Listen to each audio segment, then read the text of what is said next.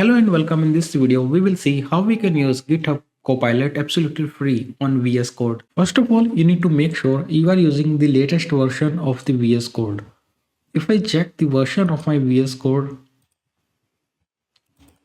currently I'm using the version 1.96.2. So make sure you are using the latest version of VS Code.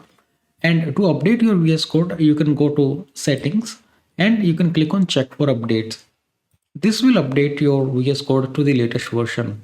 Once you have the latest version installed, you will notice you will have this icon at the top that will say sign in to use Copilot.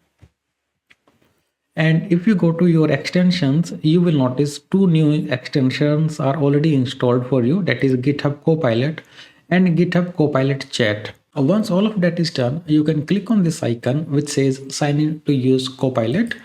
Once you click on that, this kind of window will open. Here you need to click on sign in to use Copilot. This will open up the GitHub link where you need to sign in. Because I have already signed in, I just need to click on continue here. Once you click on continue, you can click on open link to open the VS Code again. Once you click on open link, it will open up the VS Code and you can see here my login process has started. Once that is done, you will notice your Copilot is ready and you can start asking questions to the GitHub Copilot. And guys, of course, there are some limitations for the free version of the GitHub Copilot.